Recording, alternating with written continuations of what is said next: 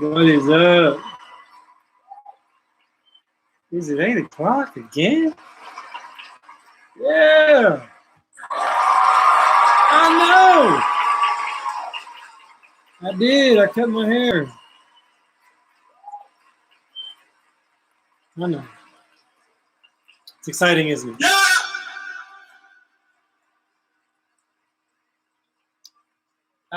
So today is another day of music news.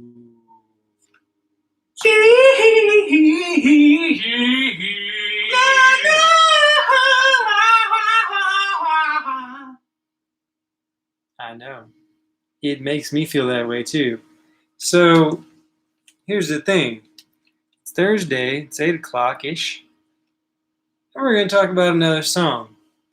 I happen to see something delicious on the charts right now by a very dynamic group, and we're going to talk about it. What is it today on Music Notes we're going to talk about? We're going to talk about the same thing we talk about every time, Pinky, trying to take over the world. Oh no. By writing hit songs. Because these people have already written hit songs, and someone should talk about it. So I'm going to do it. Here's the thing, though. When you're trying to get yourself together,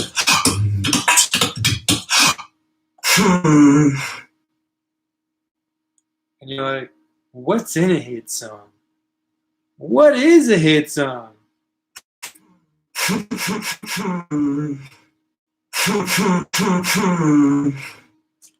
Right? Whenever you're feeling that way, which I know you do every now and then, like I do, it's like, shouldn't there be a show with the dude that like talks about hit songs and what they're about and what makes them work, so to speak? I mean, to a degree. I'm not an authority figure on it.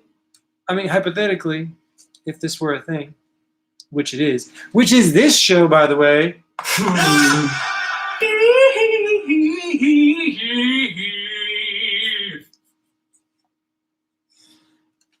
All right. No, seriously. What do we talk about on Music Notes? This is Music Notes, people. Welcome back. Welcome. Welcome in the future. If you haven't got here yet. What do we talk about? We talk about melodies. We talk about writing, of course, just because we got to, because that's a big part of what a hit song is. And we talk about what? Song structure. We talk about stuff. Hidden meanings. Unanswered questions. Maybe we should do a segment called Hidden Meanings. That's actually not a section. Unanswered questions is. We talk about the arrangements. We talk about, is that 6 things? I don't know. That's what we talk about. So here is the thing. We're going to do it today. Right now. We're doing it right now. This is the song of the day.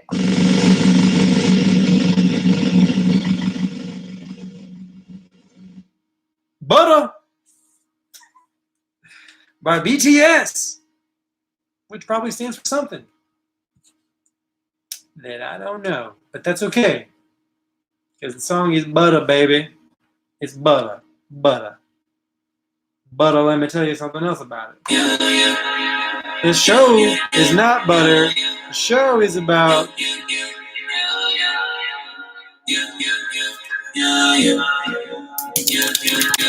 I think I might start doing my own drum rolls.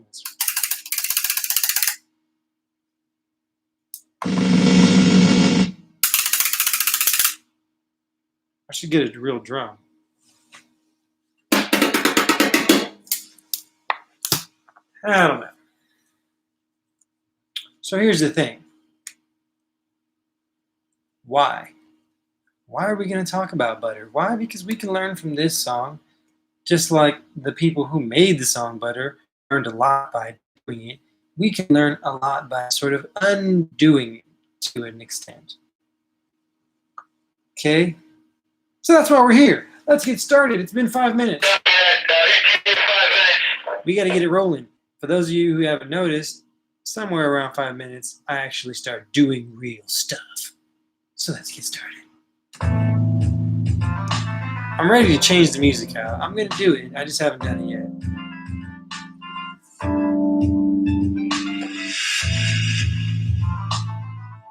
These are all little things I made on my MPC. So here's the thing. Butter is great. So it's only fitting that someone should write a great song by that title. And they have. Let's start today's show by looking into the hypothetical origin of this song.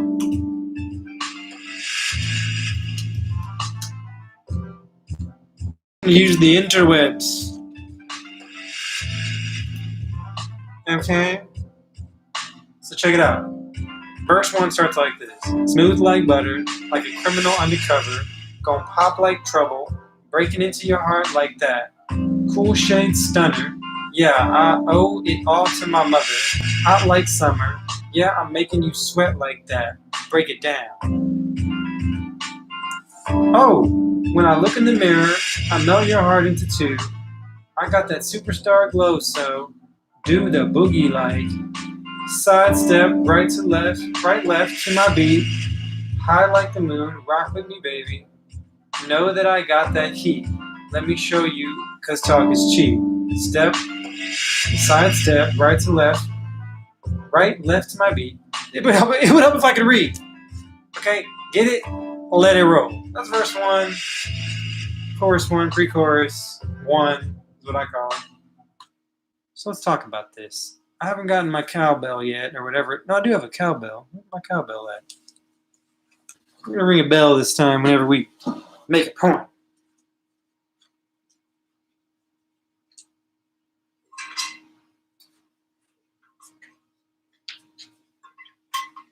Yes. Is it a cameo? Young mother building!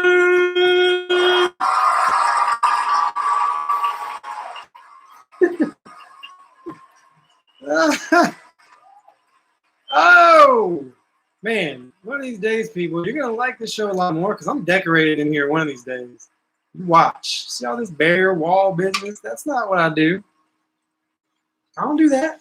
All right, I got this big old bell ready for you to make a point. That's what we're going to do right now for Noted. Just for now. I mean, I don't know. Maybe we'll put it on the NPC. I like this visceral aspect, though. Okay. So, what were we saying? Oh, hypothetical origin of this song. Young on his mother out! Oh! Close that door up. We have a very specific aesthetic here. Young on his mother.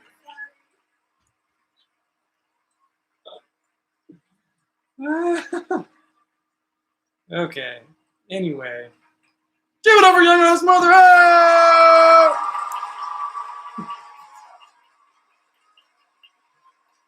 It's so nice having a round of applause in a can. You can just make everything great. Yeah? Okay. What were we saying? All right. So, hypothetical origin of this song. I'm pretty sure this is like a song that I would call this like a stunting song. Stunting for that one you love kind of song. It's like he has a love interest, somebody does, and they're like letting them know, like, hey, I'm smooth like butter, like a criminal undercover, gonna pop like trouble, breaking into your heart like, whoa, cool shit, stunner. Yeah, over to my mother, hot like summer. It's kind of stunting on whatever for no apparent reason, but you don't need too much of a reason in a song to just get the stunting on folks, right? Look that up in Urban Dictionary if you don't know. So that's what I'm going to say this song is about. Pavlov on y'all boys. Y'all going to know what these segments are because I'm putting in Pavlovian mechanisms or something. I don't know. Anyway, let's move on.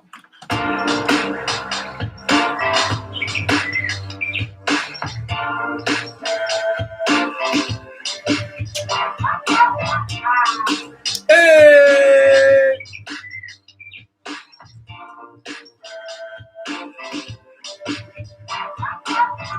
Okay, so what's next? Let's talk about the song structure. Time out! Let's get serious here, people. It's not a joke.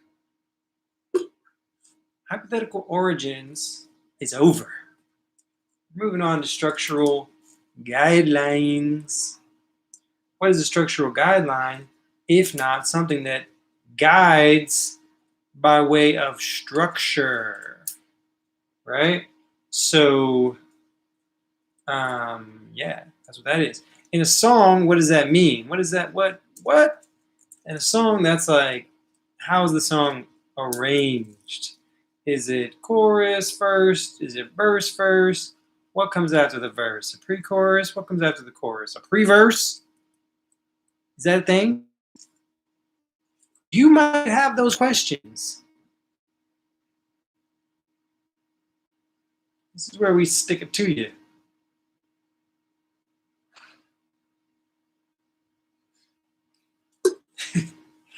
Okay, so here's what we're going to talk about it. Let's do it. Let's go back to the song that I found on the interwebs, laid out for us in advance. Verse 1 we got, then we got pre-chorus, then we got chorus, then we got verse 2, then we got a pre-chorus, then we got a chorus, then we got a post-chorus, then we got a verse 3, then we got a chorus. Wait, what? Oh, it's got a number on it, chorus 5. Or no, that's someone's name, V. Then we got chorus, then we got post-chorus, then we got outro. Okay, so this one's really dynamic, but you gotta understand that BTS is like several people. On their artist page, you got 1, 2, 3, 4, 5, 6, 7. 7 different folks. So that makes it tricky already to have just a basic song structure, because if you have just verse, pre-chorus, chorus, verse, pre-chorus, chorus, bridge, chorus, it might be tricky to get everybody in. You know, you got to be handing off the mic every couple seconds. So we have some extra sections here, it appears. Let's look. First of all, we have verse 2, pre-chorus, chorus, verse 3. We got 3 verses, which is already a little different, right? And then we have a post-chorus, but no bridge. That's cool too. Basically a bridge that just like shows up late. Like, hey, y'all still doing the song? Yeah, you're a post-chorus now, because you're late. It's kind of like that, but not really, because you write it into the song. It's not actually late. Then we got the outro, and then we're gone. So the main difference about this one, verse 2, pre-chorus, chorus, post-chorus, pre-chorus. Main difference about this one is really just that there's a third verse, so they have to go verse 3. Where'd it go? There's actually a post-chorus after verse 2 also. So verse 2, pre-chorus, chorus, post-chorus, then verse 3. So it's just giving that space, you know, you need some space. You got 7 people doing stuff in your group, especially if they're all talking. I'm not really sure if they are. Looks like there's as many as 4 speaking at the same time. 1, 2, 3, and then they have all. So 3 or 4 people at a time, and then maybe everybody in unison. That's pretty cool. Yeah, I like that. Let's start.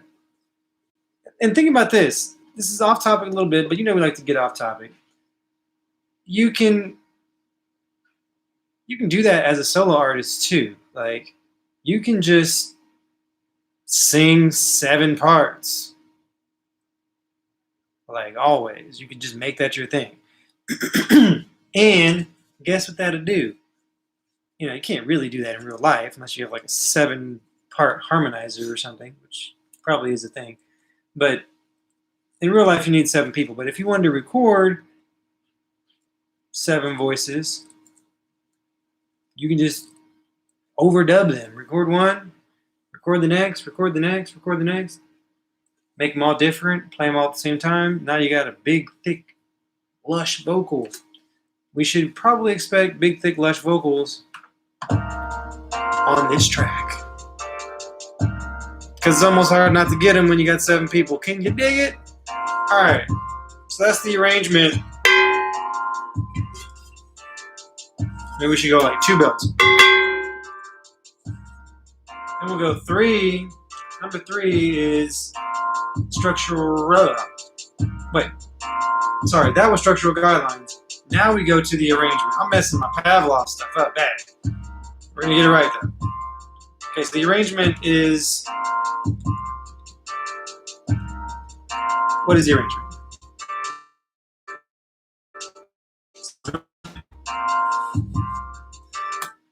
Alright. The arrangement is when things come in. Is it this, is it that, is it this, is it that? First, second, third, fourth, is everybody playing at the same time? Is it just 2 sounds for the first half of the song and then all of a sudden everything comes in? You can do a lot of things. So we basically do like a drive-by listening. And I gotta get some headphones. How am I gonna let you listen to music this time? Because I don't have my... Oh, I know. Forgot that the MPC has its own speakers. Watch this. So, let's speakers. Come on, speakers. Pretty sure that's the speaker. Okay, it's up. All right.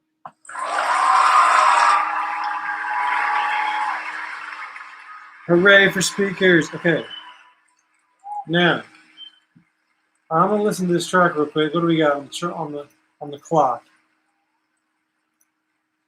2 minutes 44 seconds. All right, so y'all listen to this. And listen to this.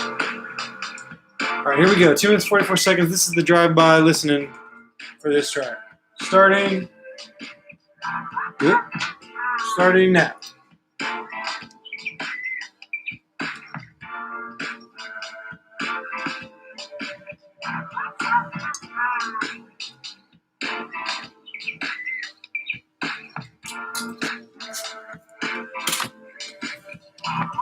Let's start that over.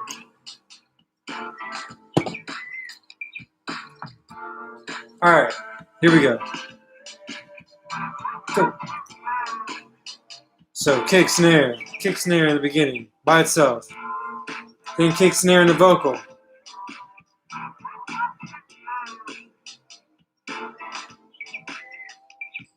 Okay, new voice and a bass.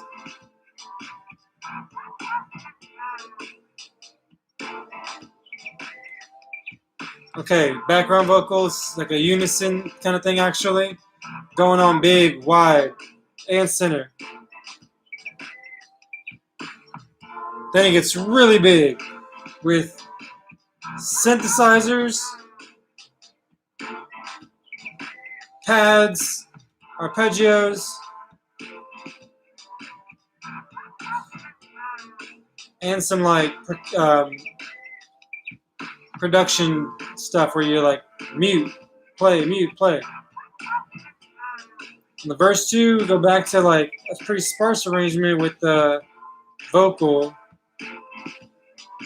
and just a minimal amount of background vocals the second time around. Pre-chorus, bass is there, liven it up, a little bit of a swell, and then everything. Keyboards, maybe 2 or 3 different keyboards.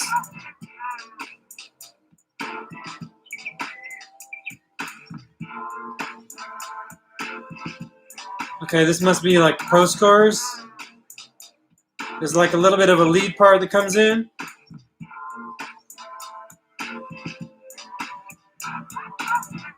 Yeah, they're saying let it roll, and then there's basically the full production. Okay, the final verse is kind of like a rap. and it switches to like some like call and response kind of thing with the background vocals. It's a lot. It's hard to even say everything. So that was probably as big as it got, and it also kind of went sideways arrangement style wise, so it's like very much like a bridge.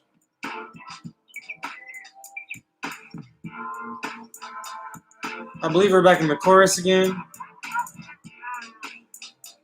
Now this is the post-chorus, and it's pretty much everything all over again. Like kick, definitely kick, very like punchy kick, driving the production. Just like 1, 2, 3, 4.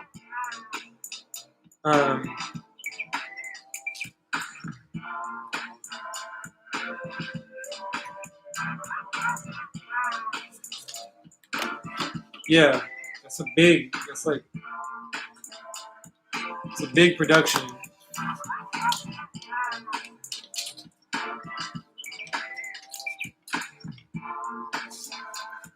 Hey!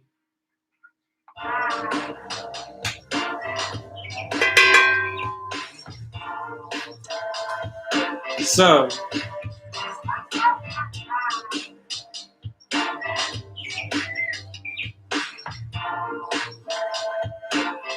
what do we think about that? I think it's really big and lively, and it's like it's what you would expect from 7 people. Like, a lot of energy, a lot of energy. Really cool arrangement. A lot going on, like too much to even really talk about. Like, there's a play-by-play.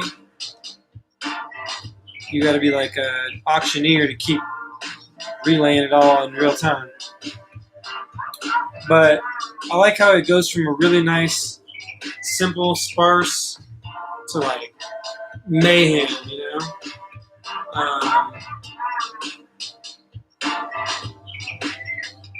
Yeah, pretty cool. So, let's talk about this for a second. Let's talk about something new. What's next? Melody to memory. That's how you get them. I just heard, honestly, like, so this one, I accidentally listened to something else right after it, and I feel like that's actually what's in my mind because that's another BTS track that.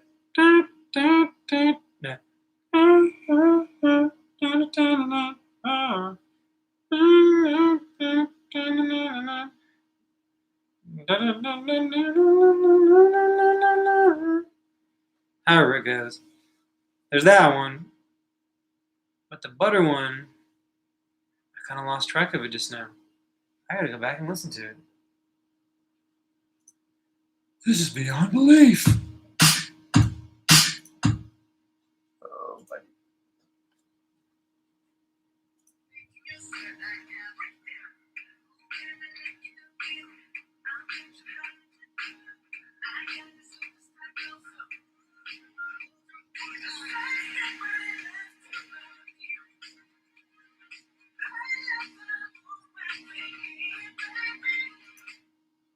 Okay, so like I would say like it's pretty dynamic. These cats sing pretty alto, very tall, very high, singing up there. So it's gonna be a lot of dynamics because they go from really like a speaking voice, which actually is at the end, all the way up into like it's got to be alto, soprano, upper alto, low soprano range or something. In terms of just singing like like standard choral parts. I would call this a really dynamic and repetitive melody.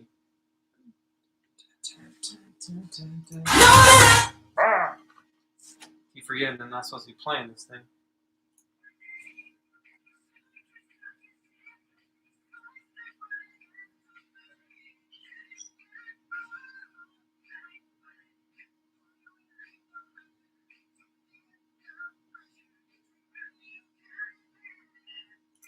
It's interesting, like, so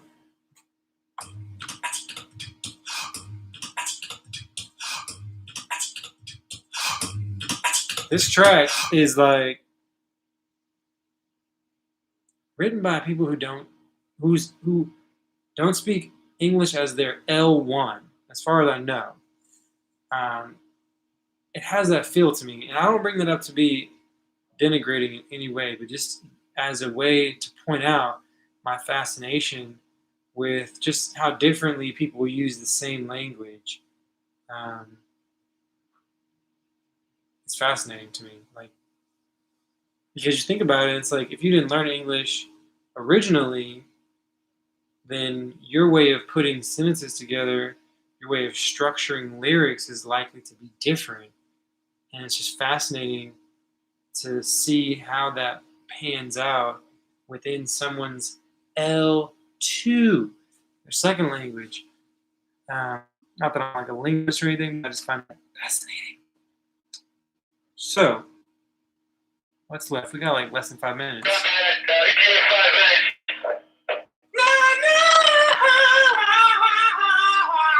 In the home stretch, people, you gotta go wild. All right. Did we ring our bell? That is all I'm gonna say about the melody. Very repetitive, very dynamic, matches up with the very high energy, very short phrased dance song. I guess it's a dance song, right? It's kind of just like a strut song, but it's up tempo, it's high energy, it's a dance song. Okay, creative cameos. What is my favorite creative cameo in this song? Really? For me?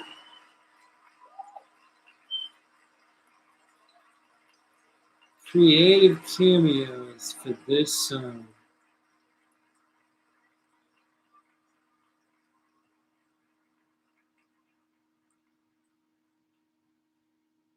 I'm actually not sure. So,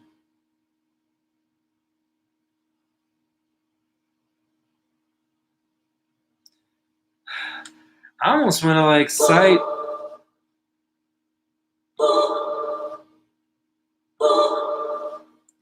I almost want to cite the non-singing verse as like the creative cameo because it's.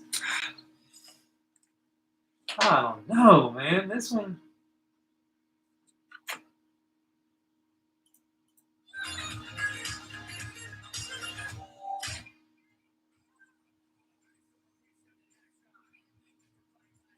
I really like the bass in this one. I don't know if we can do a bass as a creative cameo or not.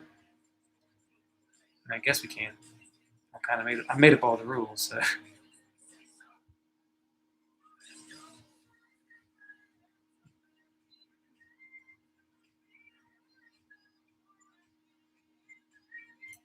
And I'm gonna do it. I'm saying it's the bass. You like that? Yeah, man. The bass, boy. Okay. So that's that. Let me get a little ting on the bell. We're just trying to get in the habit of marking every moment. Whatever segment that is. Unanswered questions. Let's go to the verse. What are these second and third? What are these second and third verses about? Sidestep right to the beat, blah blah blah blah blah. Verse 3.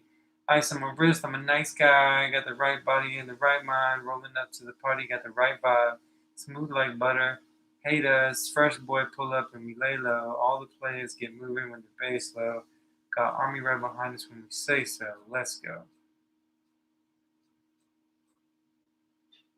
Smooth like butter, pull you like no other, don't need no usher to remind you got it bad, you know other, you can sweep like a robber, straight up, I gotcha, making you feel like that, break it down. Okay, I don't know. My question is, what is the visual that matches this one? That's my question. My name is Carlos Young. I'm out of time, people.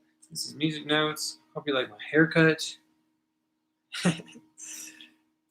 And I'll see you on Tuesday, Lord willing, if I make it that far. Peace.